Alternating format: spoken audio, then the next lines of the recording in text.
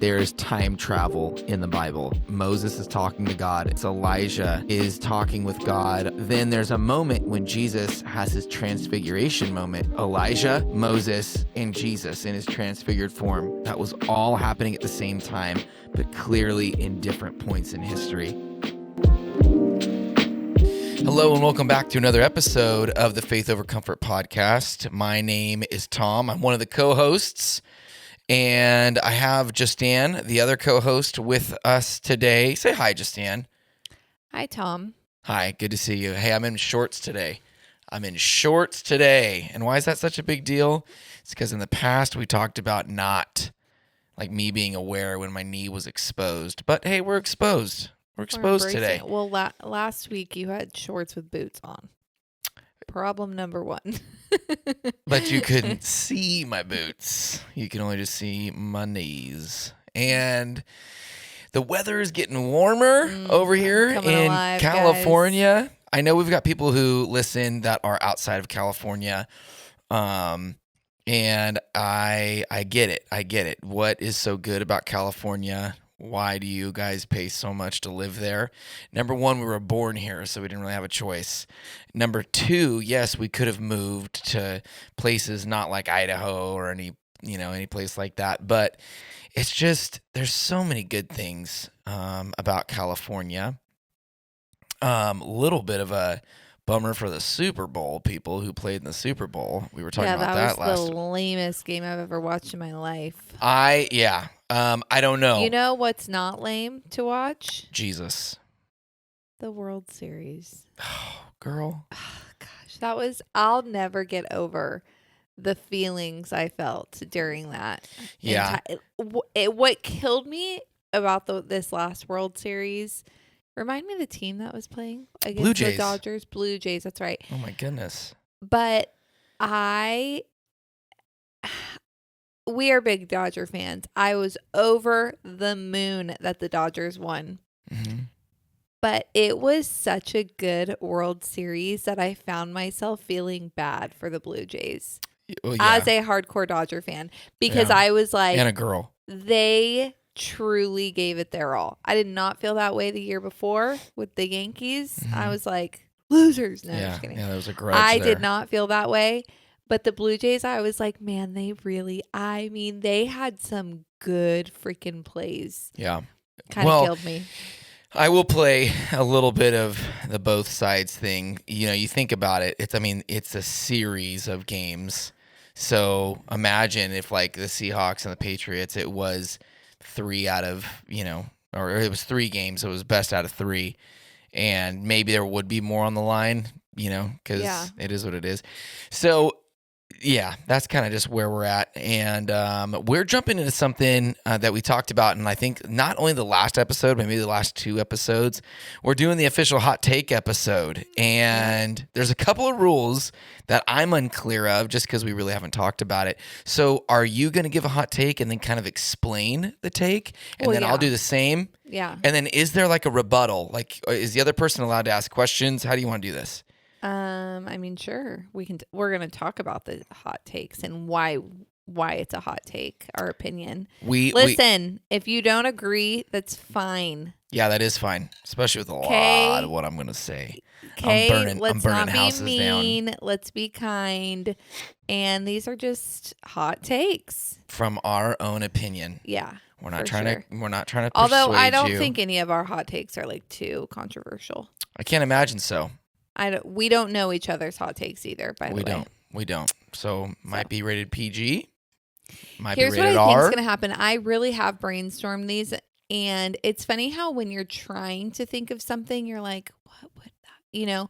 The second we do this episode, I'm probably going to think of other hot takes. Oh, as soon as it's done. Yeah. Yeah. I got you. Okay, you know what, Justin?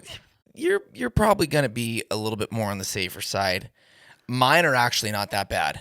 But I just imagine you're going to give us something like NSYNC is better, or like 98 Degrees is better than Backstreet Boys. It's going to be something like that, no? You think I am the shallowest human being. It's not that. You're just more pop culture. You said freaking Kim Kardashian. Nothing of mine is pop culture. You're just more pop culture. You're more relevant. You know what the kids are into. You're going to be surprised by mine then. Mine have meaning. You always surprise me.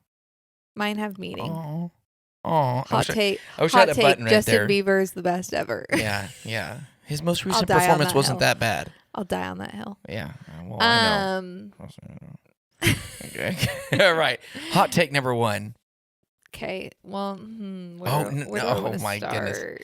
How about just in the order? Here's my list. Here, I got my list right here. Okay. Let's see. Guys, she has like 5 or 6 Yeah. that she's looking through right now. Okay. Self-care is not selfish. Hold on. How is it not when the word self is in both of them? Therein lies the problem. No, I'm just kidding. Yeah. No. Okay. That was a really simple one to start out with, but this is something I also can kind of feel like maybe the Christian community doesn't like to promote or talk about self-care, because we're obviously called to not be selfish, lay down our cross every single lay day. down our lives. Yeah. You said lay down your Take cross. up your cross. Yeah. We want to pick it up. We don't want to lay it down. Sound right. Right. Take up our cross every day, lay down our lives for the people around us, all of that, which is 100% true. But you also cannot pour from an empty cup. Sure. And self-care, I'm not even talking about like doing a face mask every night, okay? I'm talking like truly taking care of yourself is so important, and it's not selfish. Fueling your body with the right nutrients is not selfish. Working out, not selfish. Taking time to read your Bible to make sure that your spirit is okay, not selfish. Going on a date night with your husband, not selfish. Having a girls' night, not selfish. You know what I'm saying? Like, I just think that sometimes, especially I know women feel the pressures of this, but it's like you feel guilty or like mom guilt or little things that you really just shouldn't feel selfish for. So that's Okay. kind of my point. Okay. My turn now? Sure. My turn to share mine, or my turn to like rebuttal? I mean, Or not rebuttal, but I mean like chime in. Yeah, like just this isn't an argument. Yeah. You know that, right? Yeah. We're not trying to convince each other of. Yeah. So if you want to come back, you can. But I'm just saying, like this podcast isn't a debate. Okay. Yeah. Okay? Right. Let me set my weapons down. Yeah. I would agree with you, but I do also think that there are like when you knee-jerk reaction when you hear like self-care, you do think of like the spa treatments, and you think of like not doing and fulfilling your responsibilities because, today was a hard day. And it's like, we're not talking about that. We do know that as believers, there are, Jesus took up his cross. We know this physically. He took up his cross. But there were also moments where Jesus would go away to pray. Mm-hmm. He would go away to spend time with the Father. And going back to like that filling up of your cup, like you were saying, that's what he did to fill up your cup. The other day, our kids, who was that? I can't remember which one or how this conversation got brought up, but just this idea that Jesus is going to marry the church. And I think our son said like, wait a second. He's going to marry everybody or something to that effect. Well, Jesus, I mean, obviously, yeah, he didn't have any kids. He didn't have a wife, and he didn't have all these different things. But we do know that Jesus was tempted with the same things that we are tempted with, whether that's a generality, or it was things that were specific. He still needed to go away and be by himself and be isolated. There was something that happened after he got baptized and he went away to the wilderness. There were moments where he's walking on water by himself and like begs the question, like how often did he walk on water? Like these different things where Jesus saw the value of like taking that time to be by himself or do whatever it is. We forget that that he was a carpenter prior to his ministry. And with my very small amount of time in doing like little woodworking projects, there is some therapy that goes on when you're just by yourself, problem solving, Working puzzle. with your hands. Yeah, and I mean it's a nice place to be in. And so, depending on what your self-care looks like, yes, self-care. Yeah, because I feel like, do you honestly think that the Lord looks down at us and is like loves that you're not thriving? You know what I mean? Like, and maybe my choice of terms isn't the best, but meaning, God, we are meant to like live to our fullest. You know what I mean? Like, God didn't design us. He didn't design our bodies to be tired all the time. He didn't design us to be constantly like overworked. And I think that as much as we are supposed to challenge ourselves in life and step outside of our comfort zones and things like that, I think that God also does want us to enjoy this life. And can you share that one thing you talked about the other day from your book that you're reading? that's funny. I was just thinking about that. Where is my book? Somewhere in this house. Somewhere in this house. But so I'm reading this book right now, and just to summarize it, basically was saying that sometimes we forget about when we sit and have intimate times with the Lord, that it's not just for us, it's for Him too. And that He wants that time with us. And we were talking about this at Bible study this last week, and one of the girls there shared that she, I'm actually not exactly sure what her occupation is, but I assume she's like a therapist or a counselor.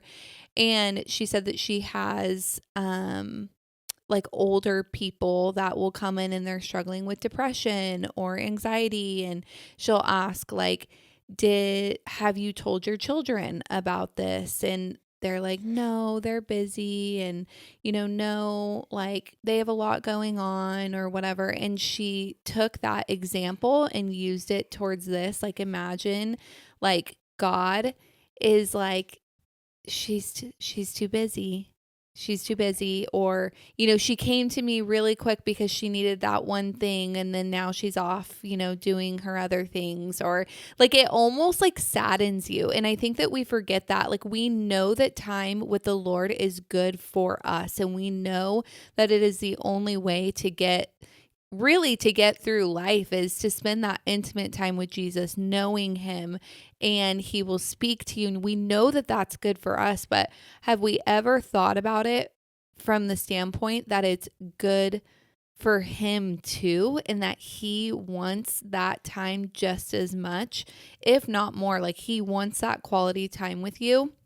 And it was just such like a holy cow, like God, we forget that we know that we are created with purpose, but we forget that God created us just because He wanted us, Yeah. Okay. So My hot take. Here we go. Ready? The world isn't as old as we think that it is. In night and day. We're night and day. But here's what I mean, because I know that everyone's now we divided the camp. It's like, oh, it's billions or millions or it's thousands. Okay.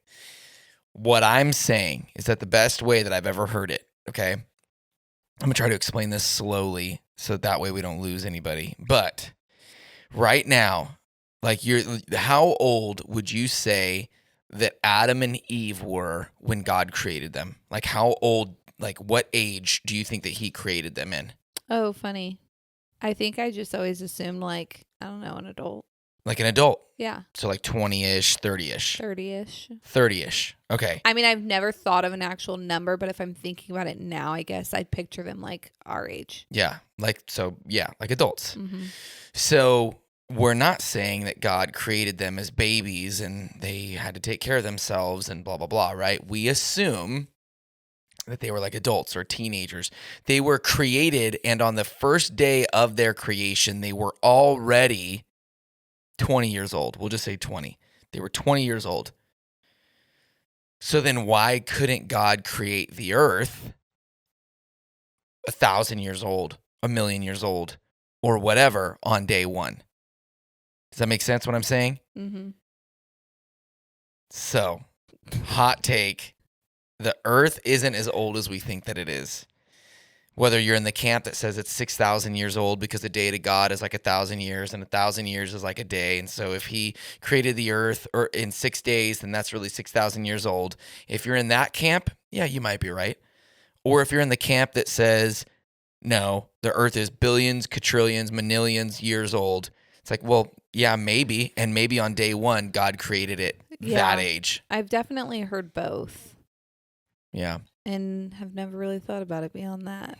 Oh, I do. I live with these things. You know, like, I'm one of those people that it quite literally does not change a single thing for me. I know it doesn't. The Changes everything. The shape of the earth doesn't matter. Mm-hmm.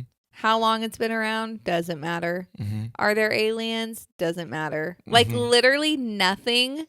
I'm like, that's cool. We're still living right now. Yeah. Like, it does not change my belief in God. It does not change my belief in the Bible. It doesn't change my, like, it doesn't change any of those things for me. It actually, maybe this is a hot take. It actually like surprises me that people get so caught. And I'm not saying this against you. I think that you look into it because you're genuinely interested, and that your way of thinking like that, I think, is something that draws you closer to the Lord. Mm-hmm. Like, that is something that fascinates you. You dive into the Bible in a different way than I do. But it actually has always shocked me that people get so caught up on those details that, like, it draws them away from God. Yeah. I just can't, I personally just can't wrap my mind around that. And I know that it's because we're just all created differently. Like, my mind, it works different than someone else's. Yeah. Okay. Jumping in another hot take. Mm-hmm. Here we go. You can pray and still need therapy. You can trust God and still take medication. God is our healer. God is all powerful. He has the ability to take anything from you, if that is anxiety, past trauma, depression, anything like that. Like, first and foremost, that is the most important thing.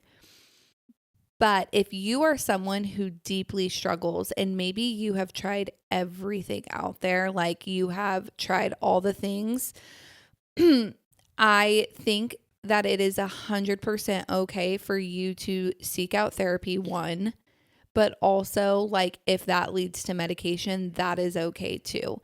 And I think that it's also really important to not compare other people's journeys. Like, there are some people that this is a battle that can be won in prayer.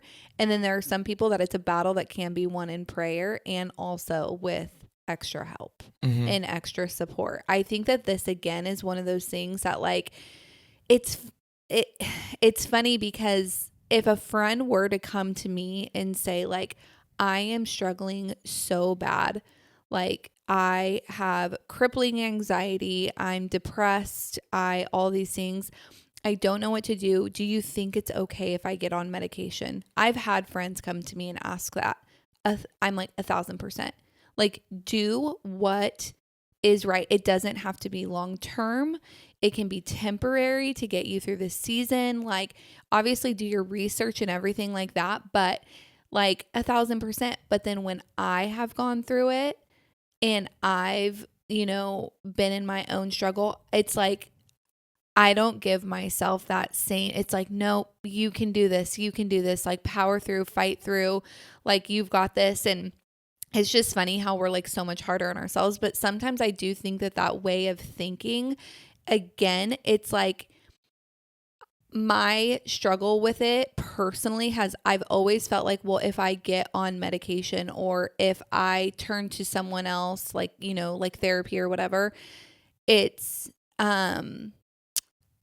what's the right word? It's making God smaller.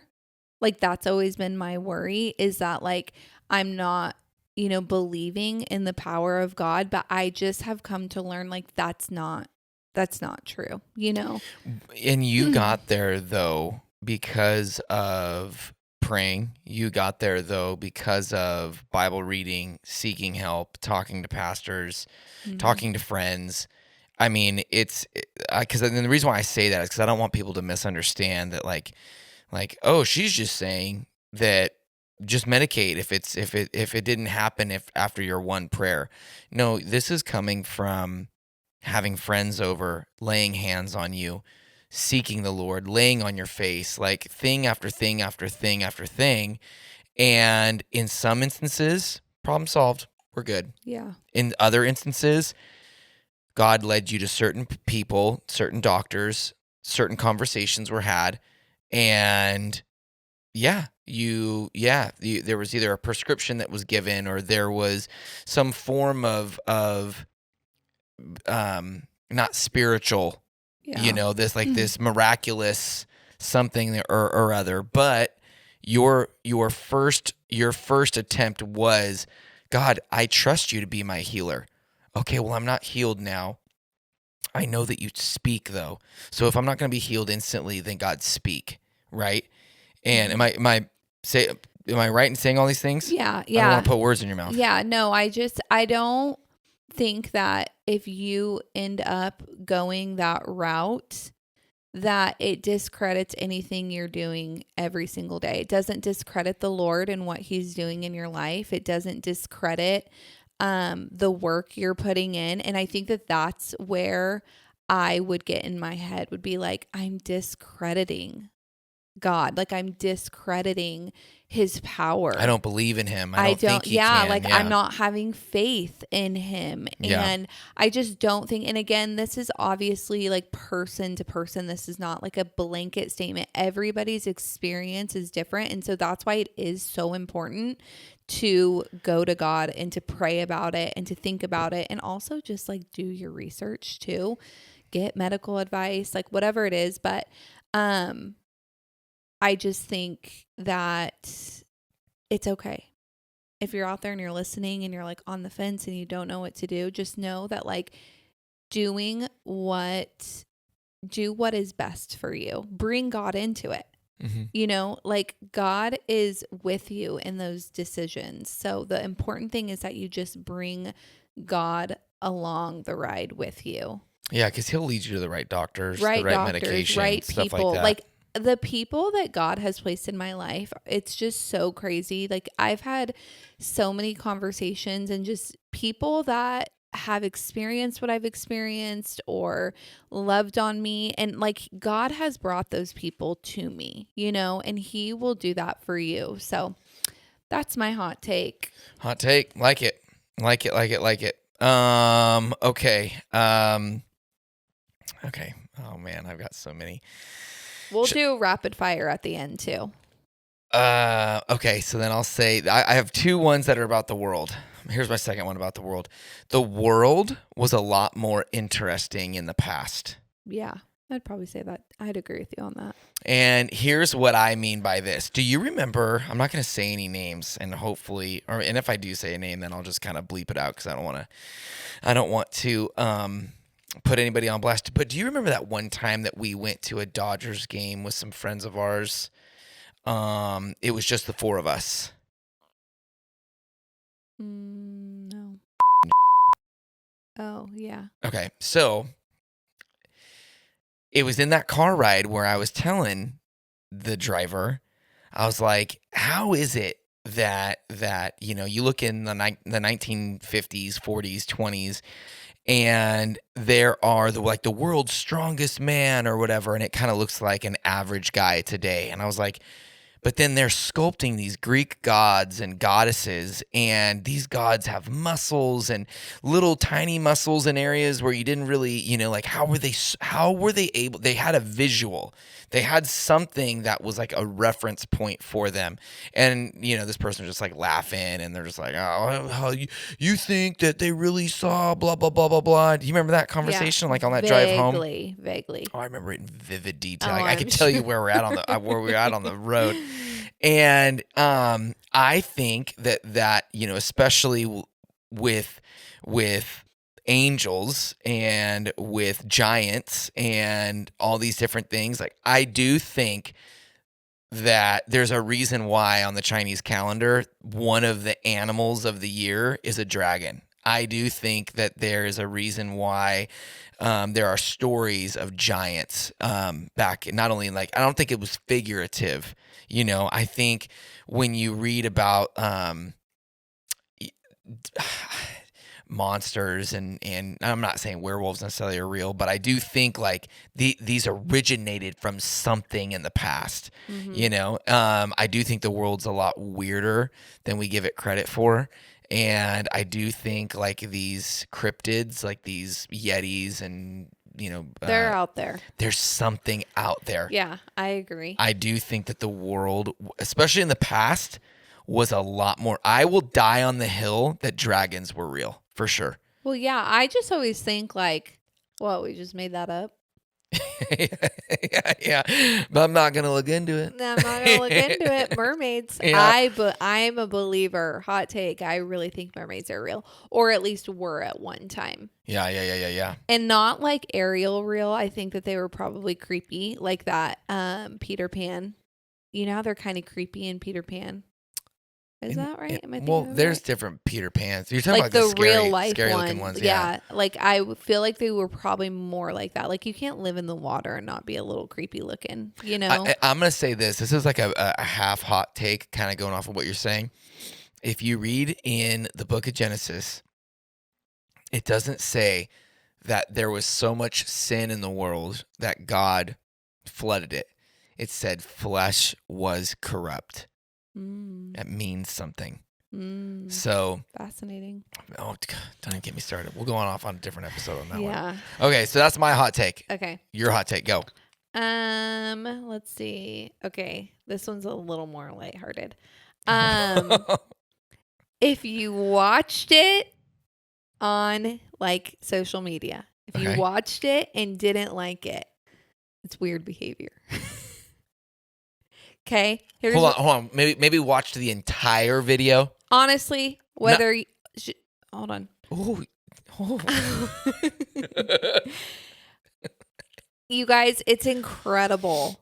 Like how many people don't, and gosh, I feel like I sound so dumb when I'm saying this, but it's incredible how many people don't like things. Why are we not supporting each other? Because you didn't like it.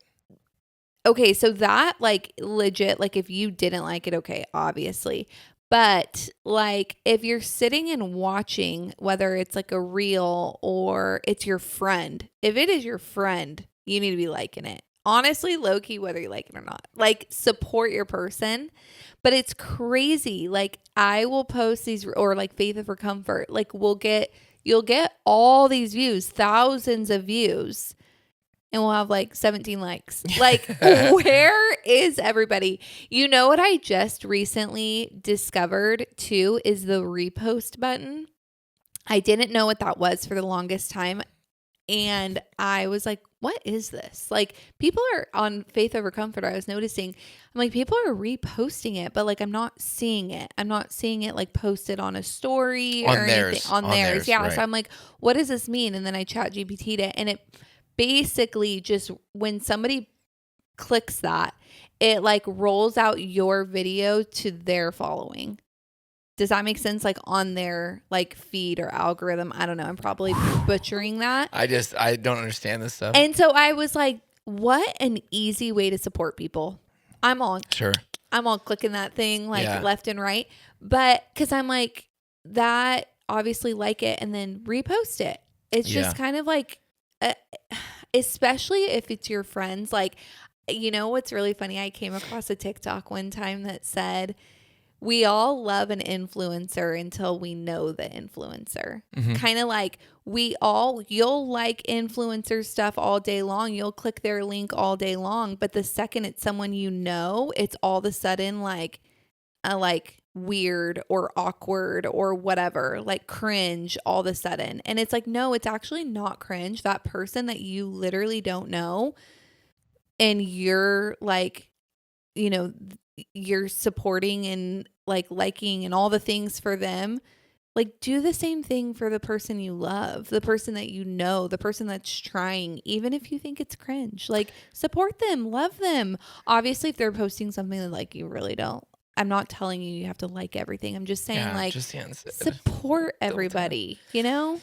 And I don't know why people don't do that. I can tell you my specific reasons, but I mean, I get what you're saying overall.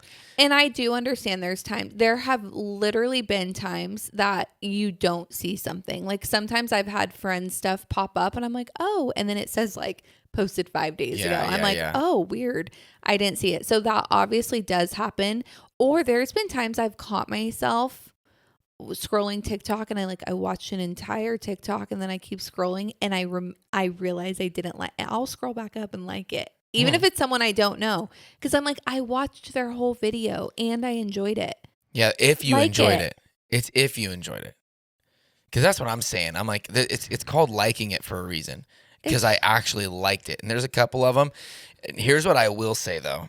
I am total victim of like making sure the entire video is something that I want other people to see that I liked. Because there are certain videos where it was like, oh, dude, that was hilarious. But they did cuss right here, and I don't want necessarily people to see that I liked it. I'm just being transparent. It is what it is. Or have you ever, like, there's been times that I've liked something or, like, gone to repost it because it's, like, funny. To you. And then you realize that, like, the Instagram name is, like, bad. Like it has a cuss word in it or something. That's happened to me before, and I'm like, yeah. But like the thing itself wasn't inappropriate, but the like Instagram name was. That's happened to me where I'm like, yeah. Oh, I've been there. I have been there. So the moral of my story, my hot take is just support your friends. People. Yeah. And this, honestly, the way I can even tell Tom's kind of like. Not that he's not understanding it, but I do understand there's people that are listening that you're not super into social media and you're probably like, that is dumb. Like that doesn't make sense. That's fine. It doesn't have to make sense to you, but there are people out there that are trying to like build platforms, that are trying to get stuff out there. And that's their way of doing it. Just support it. Like even us with Faith Over Comfort, like, you know, we post on there because we believe God has given us a platform to share Jesus with people. And instead of us like looking at Instagram or social media as cringe, like what a blessing it is that we have this platform that can reach a multitude of people. We listened to a sermon on Sunday, and the pastor that was speaking talked about how he's like, I'm not really like into tech or anything like that, but he's a pastor at a church and they have a media team who like records him and then they post reels on social media. And he told this story about how he went to Target one day and was like doing a pickup. And he said this young guy behind the counter was like, oh my gosh, you're him. You're him. And this kid, like young kid, still in his teens, starts saying that he follows him and watches his clips online. He had no idea that the church that he's been watching was literally across the street. Yeah. And this pastor goes into talking about how amazing, like God knew what would reach this Gen Z teenager. He knew it wasn't going to be like him walking into the church across the street. He knew it was going to be through social media. So instead of looking at social media like it's all bad, there's actually so much beauty and so much power in social media. Yeah. Yeah. I love social media. Girl. I don't care what anybody says. Get it, girl. Hot take. Okay. Do we want to go? Do you tell me which one do we want to go? What we want to do? Do we want to go the route where it is kind of lighthearted, or do we want to save? You need to go lighthearted. Lighthearted? Yeah. Okay. Conspiracies are fun.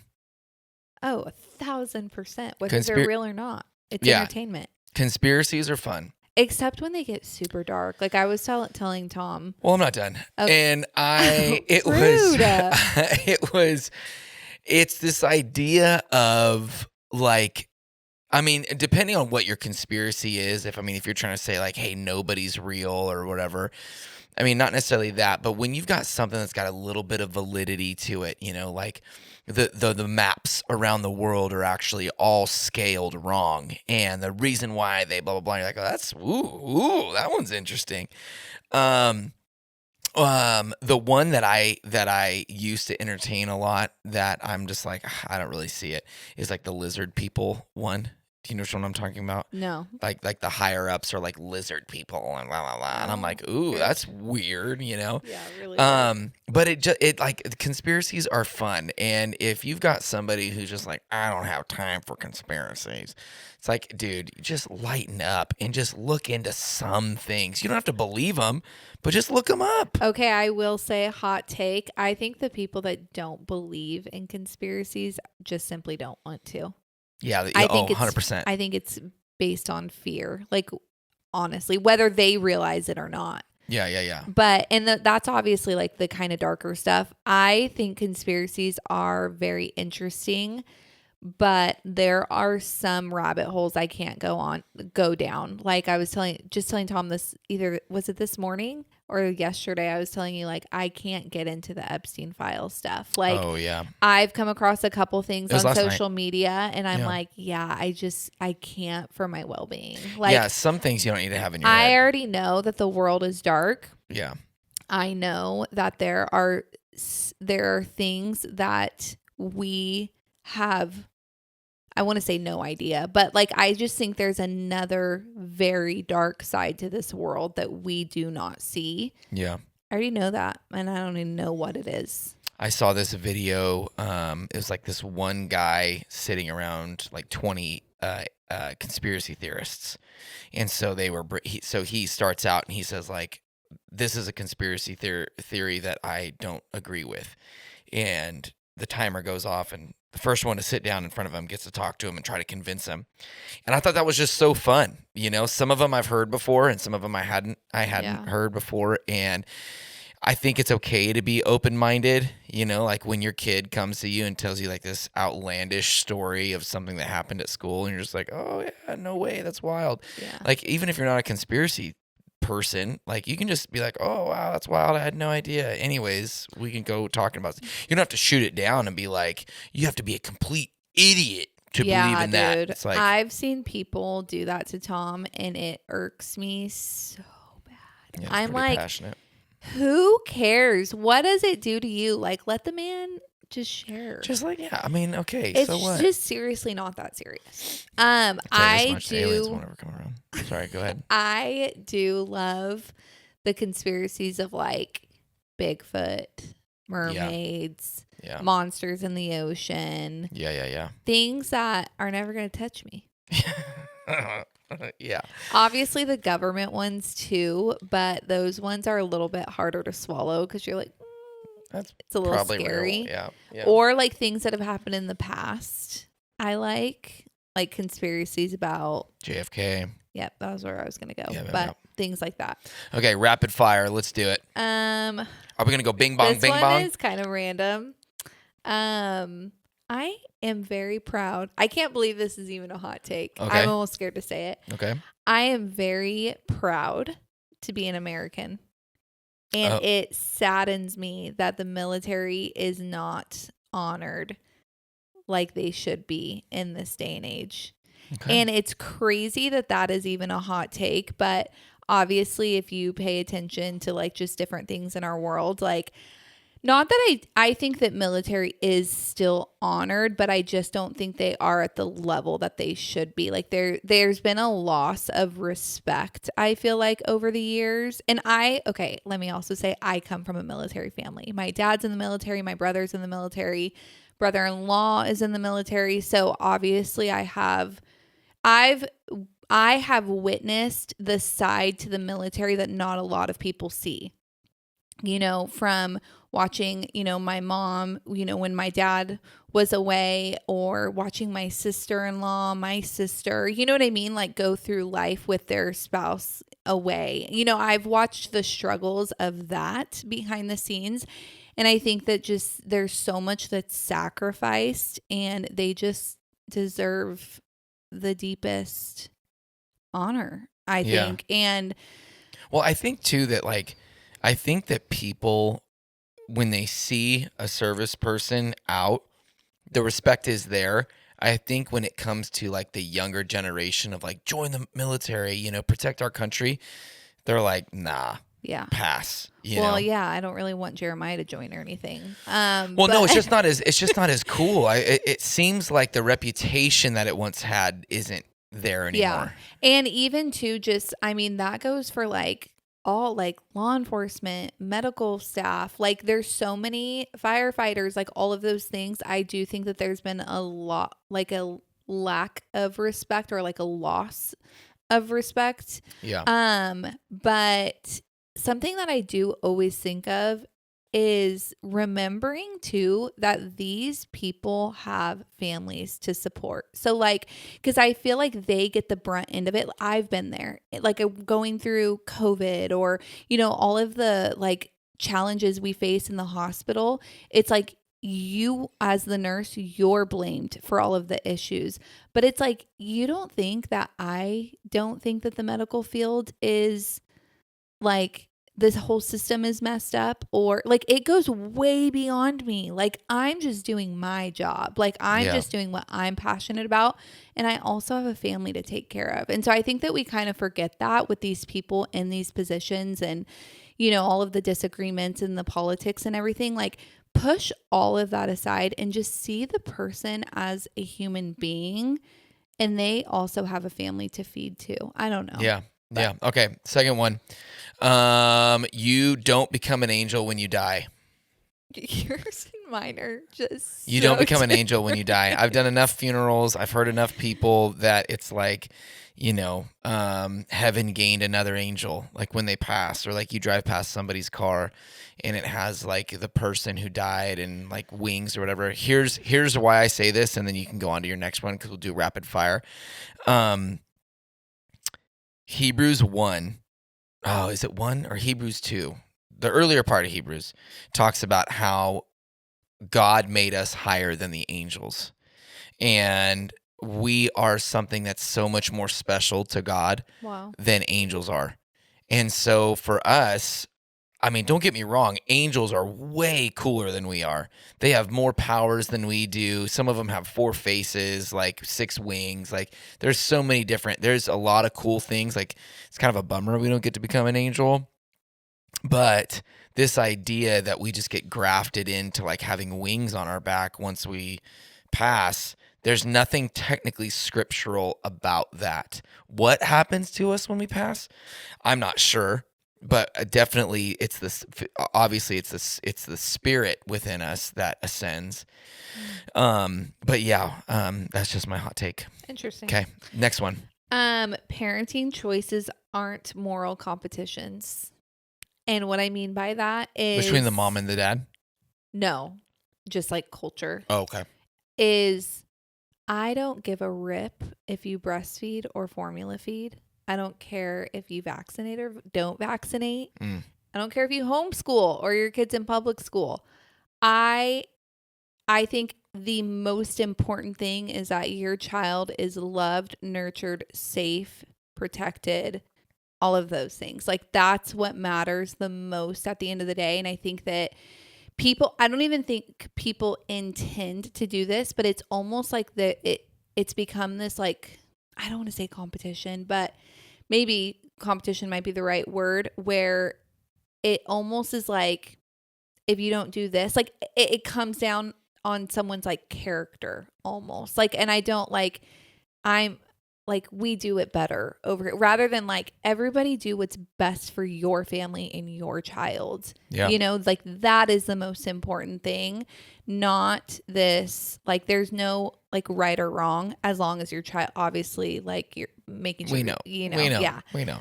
But yeah, that's mine. Okay. This one's more of like a fun one. I don't need to die on this hill, but I do like this idea. I entertain this idea. There is time travel in the Bible, and I will share it like this. Yes. So there's a moment where in the Old Testament, Moses is talking to God, and he says, God, let me just see your face. And Moses sees like the back of God.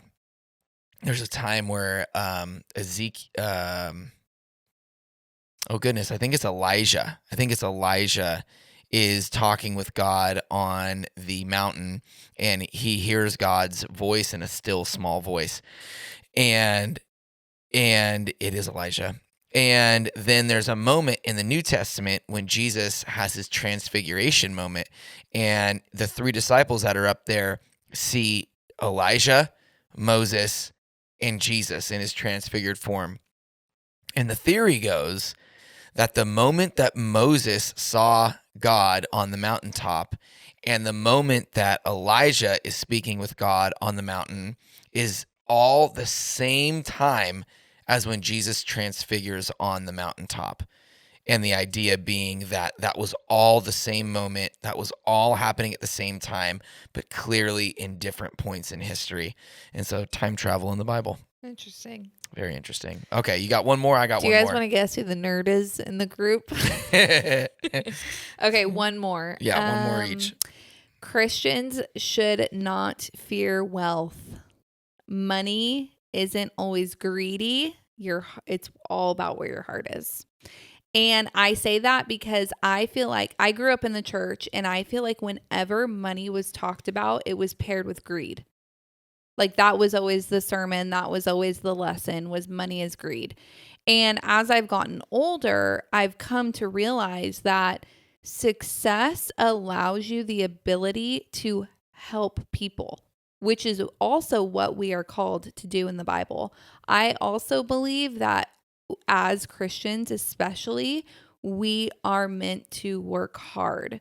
Now, I'm not saying you like run yourself into the ground every day or become a workaholic. That's not what I'm saying. I just think that we have been designed to work hard. I think that we are designed to use our hands, to use our minds, to